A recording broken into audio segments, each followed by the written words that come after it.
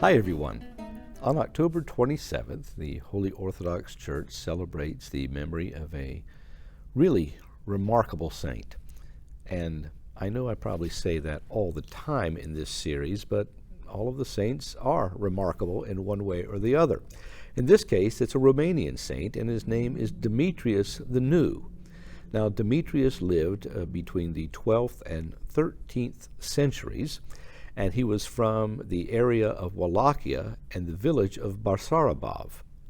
Now, from a very early age, this young man, though poor, was still very pious and very attuned to the things of God found in nature and all around him. And this was probably increased because of his activity as a cattle attendant.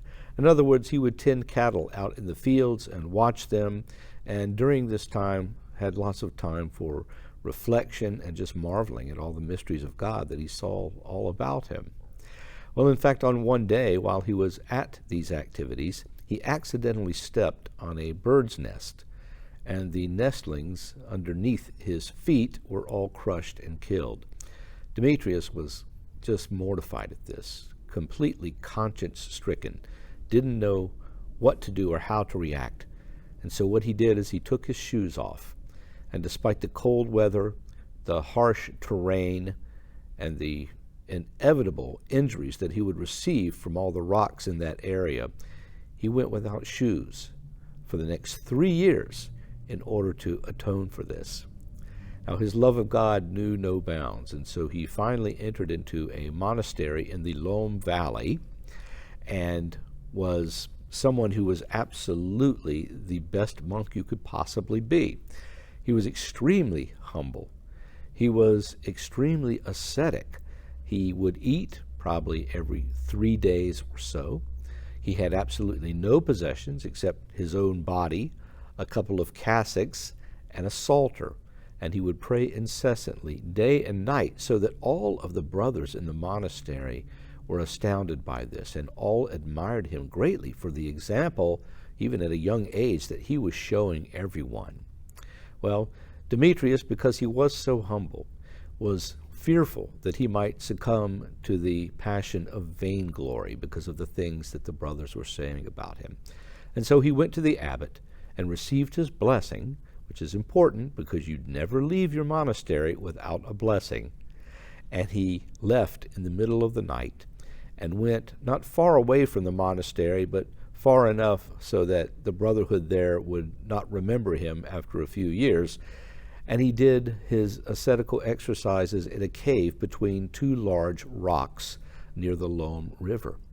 For many years he was there, again, praying day and night in complete solitude, not wanting anything from anyone, no pride whatsoever, simply to grow closer to his God whom he loved so much.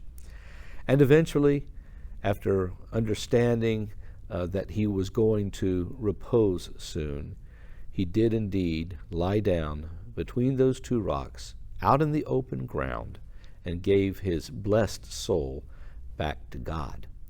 Well, as I mentioned, the brotherhood did indeed forget about him after a number of years because he had not shown up there again and knew no one else in the village or anywhere else around him that we know of. It must have been very sparse eating habits indeed.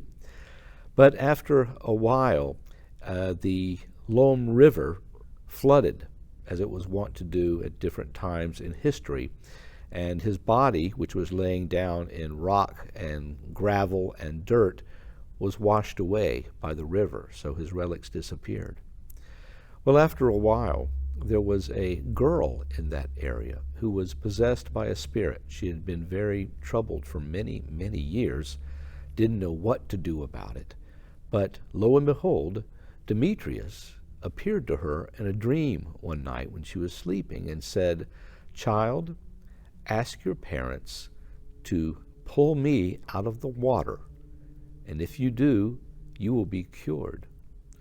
Well, the child did indeed ask the parents and told everyone about the dream, and even the priest understood that it could have significance, and so all of the parishioners, the people in the area, went and they located under the water St. Demetrius's relics.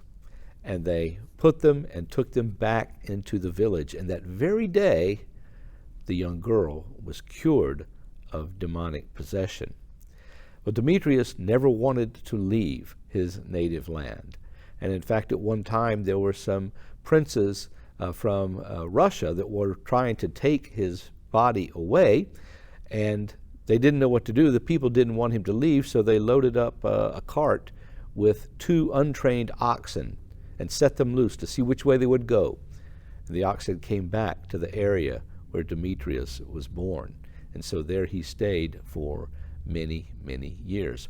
There was one attempt even during the First World War by some Bulgarians that wanted to steal the relics of Demetrius and bring them to Bulgaria. And they were able to accomplish this, but as they were driving, they lost their way and drove around all night trying to find the bridge that would take them across the river. In the morning, they were captured, and Demetrius's relics were returned to his village. Well, eventually the relics indeed were moved. They were moved to the Patriarch Cathedral in Bucharest, where they remain today, adorned in great splendor with icons, and many, many people come, even to this day, to ask St. Demetrius for all manner of different things, whether it's for jobs or illnesses or protecting their sons and daughters if they go out to war. You name it, these prayers have been offered to God through the intercession of St. Demetrius, who readily grants them, even now in our own day. As I said, a remarkable saint whose ascetic efforts will remain silent only unto the ears of God.